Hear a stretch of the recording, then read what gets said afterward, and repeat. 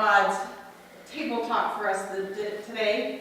I invite you to join in our unison prayer for illumination printed in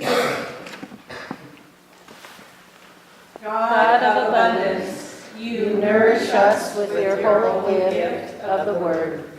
Open our hearts and minds to what you have given us, so that, having listened and heard, we may live as bearers of the gospel. This we ask through Christ our Lord. Amen. Our Old Testament scripture this morning comes from the prophet Isaiah, and we will read from Isaiah chapter 25, verses 6 through 9. Hear God's holy word for us this day. On this mountain, the Lord Almighty will prepare a feast of rich foods for all peoples, a banquet of aged wine, the best of meats, and the finest of wines. On this mountain, God will destroy the shroud that enfolds all peoples, the sheet that covers all nations. God will swallow up death forever. The sovereign Lord will wipe away the tears from all faces, and he will remove his people's disgrace from all the earth. The Lord has spoken. In that day they will say, surely this is our God. We trusted in him, and he saved us. This is the Lord. We trusted in him. Let us rejoice and be glad in his salvation. Our New Testament reading comes from the Gospel of Luke, and we read again from chapter 14. This morning we read verses 1 through 14, which are the events happening before those stories of the great banquet, which we discovered last Sunday.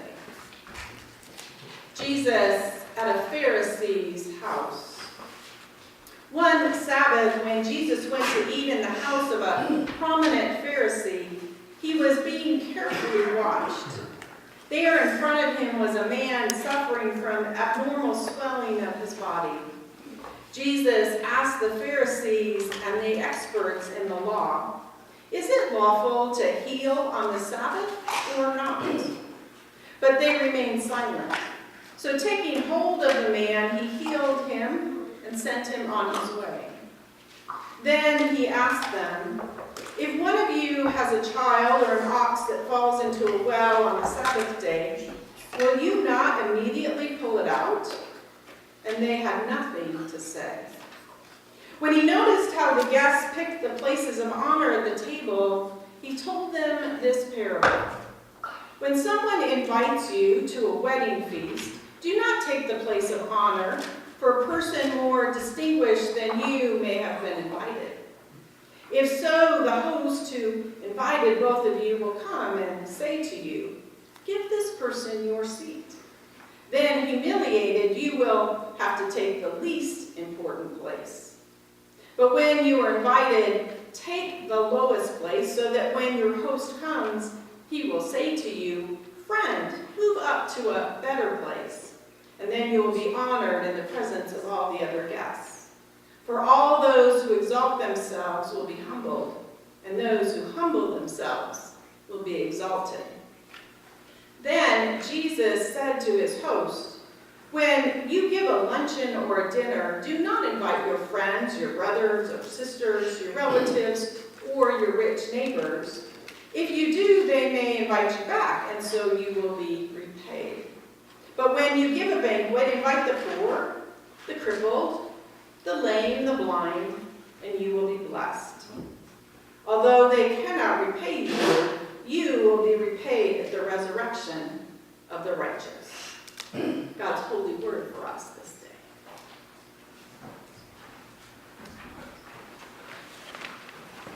There are several things going on in our table story this morning.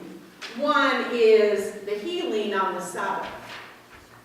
Of the 7 reported miracles that took place on the Sabbath, Luke includes 5 of them.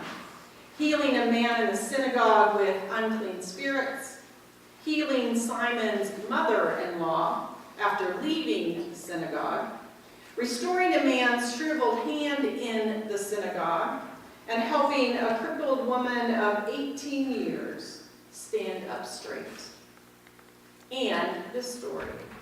The other two are in John's Gospel.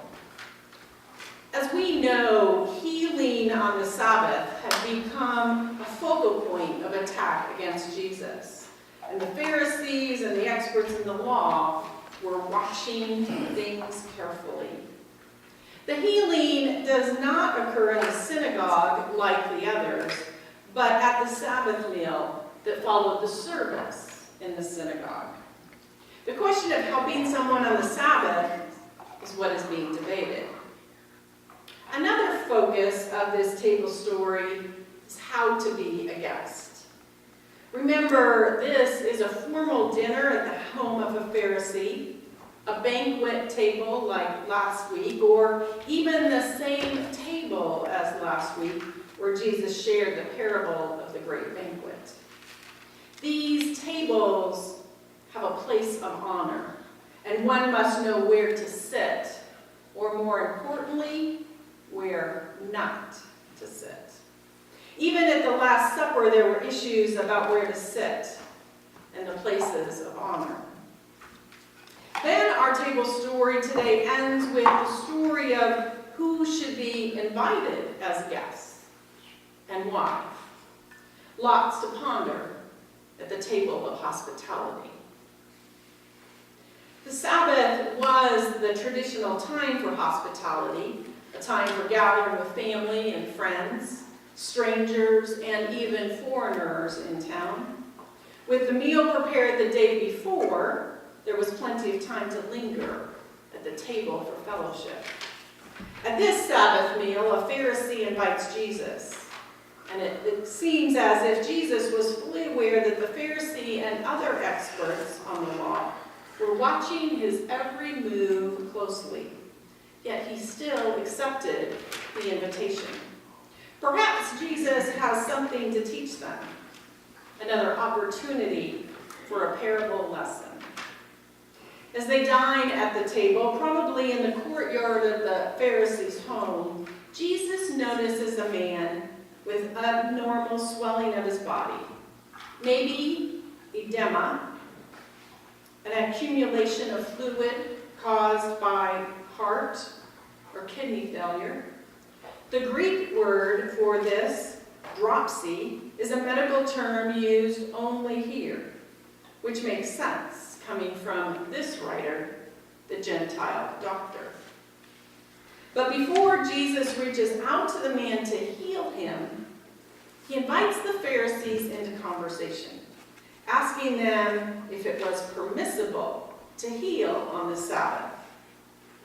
Jesus, by questioning experts in the law before the miracle, made it difficult for them to protest afterwards. They stay quiet and do not answer, so Jesus heals the man. Before they can challenge what he has done, he explains his actions to the Pharisees through a parable about pulling a child or livestock out of a well on the Sabbath. Jesus reminds them that they would not hesitate to help their suffering child, donkey, or ox on the Sabbath. A child of God is of much greater value. According to the Jewish rules, you could help someone on the Sabbath only if their life was being threatened. Obviously, this man with dropsy was not in mortal danger, but Jesus was teaching that rules were secondary to the well-being of God's people. Pharisees, like the tax collectors, get a bad rap. Yet, they have their good points too. They invite Jesus to dine with them. They ask him questions that aren't challenging and hostile. They even warn Jesus, "Get away from here, for Herod wants to kill you," which could have been an act of warning as well as an attempt to prevent Jesus from entering Jerusalem. In Acts, Pharisees are pictured in a generally positive light, speaking up for Peter and John after they are arrested, and speaking up for the Gentiles. but Luke's gospel portrays them primarily as men who complain about Jesus dining with tax collectors and sinning friends, fuss over his claims to forgive sin, challenge the disciples plucking grain on the Sabbath, condemn Jesus healing on the Sabbath, and seek to silence the disciples' praise of him, and attempt to trap Jesus publicly. For the majority of the Jewish people, however, the Pharisees were respected teachers, those who walked the walk and talked the talk. They were strong supporters of the Torah. They were not priests, but lay scholars and teachers. Their job was to be concerned with Sabbath observance, dietary regulations, ritual purity, and promoting correct understanding and following of the Torah. The table talk at this Pharisees' table is Jesus trying to get the Pharisees to see that helping and healing come first, followed by the rules and rituals. Invited to a banquet. For some of us, that may conjure up images of formal, uncomfortable clothes, assigned seats, and long speeches. We may picture an overabundance of food, complete with fancy desserts. The banquet or wedding feast image for people of Jesus' time would have meant something totally out of the ordinary. More than enough to eat of food that delighted the senses, as well as nourished the body.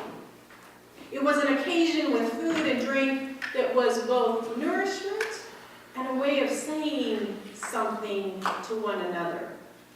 A meal to which others are invited is a formal form of communication, with important social messages being exchanged between the host and those who are invited. The type of food and drink chosen, how they were prepared, how they were served, and the seating arrangements all say something about the host's assessment of those invited. A banquet is formal communication, usually with messages of great importance. Banquets were often given by the well-to-do. There seemed to be a proper kind of clothes to be worn by the guests, the obligations of the host to greet his guests with a kiss, provide for washing of the feet and anointing. In Jesus' day, it was also customary, as we learned last week, to issue 2 invitations to a banquet. The first, some days ahead of time, and the second, when the meal was ready. Once the guests arrived, they were seated according to age or rank. Certain guests were seated by status at places of honor, to the right and to the left of the host. Meals were eaten sitting or reclining on a left elbow and eating with the right hand was the custom of the wealthy, and usually practiced by most at festive meals. The blessing of the food at the beginning of the meal had become a standard practice. In Judaism, when wine was drunk, a prayer of thanksgiving over the cup concluded the meal. There were 2 general types of banquets: ceremonial and ritual. A ceremonial banquet was a festive meal at which the host and the invited celebrate their mutual solidarity, their belonging to each other, their oneness. The Jewish feasts and this Sabbath meal at the Pharisees' home would be a ceremonial banquet. A ritual banquet is one that marks some personal transition or transformation, held to give honor to those undergoing the important transition, like a wedding feast or a birthday celebration. At the Last Supper, Jesus changes the ceremonial banquet of the Jewish Passover into a ritual banquet as the meal transforms the symbols and meaning of his impending death. Hospitality is an important part of both ceremonial and ritual banquets. Hospitality is the act of friendship shown a visitor or a guest. In biblical times, hospitality was bound up in customs and practices which all were expected to observe. It was like a choreographed dance where any person who didn't do the dance steps correctly must either learn them or leave the dance so that the whole dance is not jeopardized. You ignored the customs at your own peril. Very different from our idea of hospitality today. At all of the tables we have found ourselves this Lenten season, hospitality has been much more than just entertaining family and friends. It has been receiving outsiders and transforming them from strangers to guests. Hospitality occurred in 3 stages. Testing the stranger was first. The second stage was stranger as guest. And the third stage was from guest to transform stranger. Strangers posed a threat to any community since they were unknown outsiders. So they must be tested both on how they fit in and whether they will follow the community's norms. An invitation to speak can be a test, as well as just observing whether one follows the customs and rituals. You knew you had passed when the ritual of foot washing had taken place. That showed that you had moved from stranger to guest. The second stage was dependent on the host being in good standing in the community. The host's invitation shifted your status from stranger to guest. And to offend a guest was to offend the host, who was the protector of the guest. The Pharisee was definitely a host in good standing. A guest must also honor the host. Jesus did this when he did not question the tax collector he sat at table with, nor call them sinners. One does not tell the family of the host to do something, nor demand any special treatment. Most importantly, a perfect guest does not refuse anything that is offered: food, wine, a room, or any customs of the household. In contrast, the host that does not extend hospitality can offend the guest. We saw this early in Lent when Simon the Pharisee did not offer Jesus foot washing, a kiss, or anointing. Finally, failure to offer the best to your guests was unacceptable. Offering the best meant that in return the guest would sometime reciprocate and return the invitation. In the last stage, the stranger guest will leave the host either as a friend or an enemy. If a friend, the guest will spread the praises of the host. If as an enemy, then the enemy would want satisfaction. The stranger has now moved through the stages and is transformed into a guest. Picture this banquet. Jesus at the table, probably with other Pharisees, family, and friends, for a ceremonial Sabbath meal.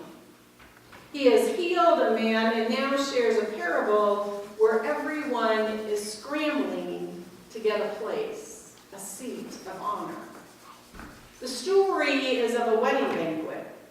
So we might imagine the head table with seats set aside for the bride and groom and all of their attendants. One of the wedding guests comes in while the wedding party are getting their final pictures taken and sits at the head table in the place of honor.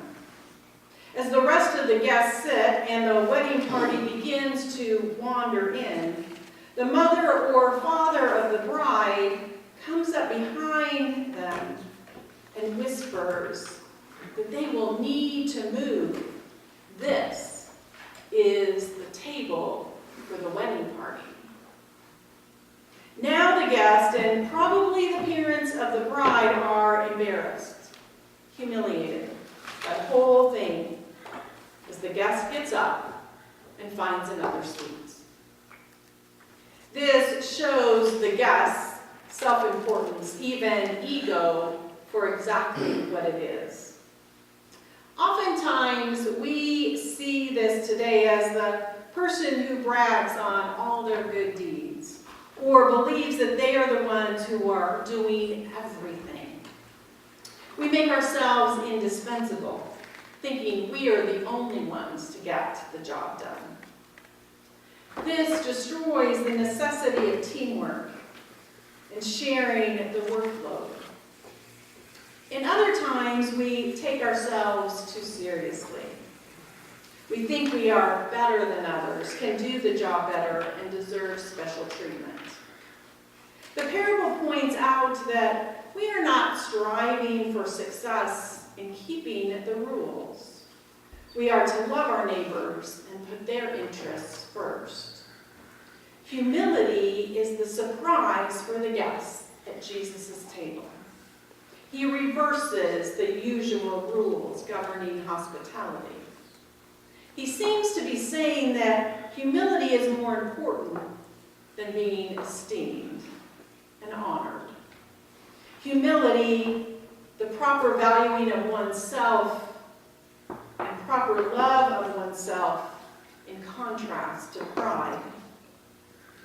Jesus surprises us by turning accepted customs upside down. Sit at the table farthest away from the bride and groom, and then wait for the invitation to move closer, or wait for the host to invite you to sit at the head table. Now that one knows where to sit and how to be a good guest, comes the conversation about who should be invited. After asking his question about healing on the Sabbath and sharing the parable, but where to sit at the table, Jesus turns to the Pharisee and tells his host, when you give a luncheon or dinner, do not invite your friends or your brothers or your relatives or your rich neighbors, in case they may invite you in return, and you would be repaid. But when you give a banquet, invite the poor, the crippled, the lame, and the blind, and you will be blessed, because they cannot repay you, for you will be repaid at the resurrection of the righteous.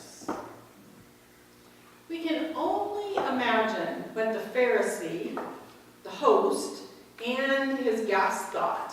Jesus is suggesting we invite those people to our parties who are unable to invite us back. There is to be no thought of returning the invitation. Kingdom hospitality has a completely different set of rules. In the world we live in, invitations to dinner are based on family and friendship, and returning the favor is usually involved. No, you picked up the bill last time. It's my family's turn to host Easter dinner. Or we are thanking someone by hosting them for dinner. There is nothing wrong with this kind of hospitality. Such occasions often bring great joy and good fellowship. But kingdom hospitality works in a different way. Invite the poor, the crippled, the lame, the blind. Jesus says to the Pharisee who has invited him to dinner. The Pharisee might reasonably have responded, "Haven't I done that already? How are you, Jesus, who have no home of your own, going to repay me?" Hospitality as a practice is more than entertaining. It is more than making people feel welcome. It goes beyond the serving and the sharing of food. Hospitality as a practice includes all the ways that we reach out to those who are most vulnerable in our society. Throughout the season of Lent, we have encountered tables where the poor, the vulnerable, the outcasts, the sinners, the hungry have had a special place at the table. We have been invited by hosts that are considered the well-to-do and the outcasts of society. Jesus begins his ministry with Isaiah's proclamation of good news to the poor, a theme Jesus shares again and again through his stories, his miracles like this one, his parables like these, and his actions. God's priorities are to become our own. Hospitality, true hospitality, is a gift. The gift and power to be inclusive in our love. Jesus teaches that all are welcome at the table of hospitality. No matter who you are, there is indeed a place for you at the table. May it always be so.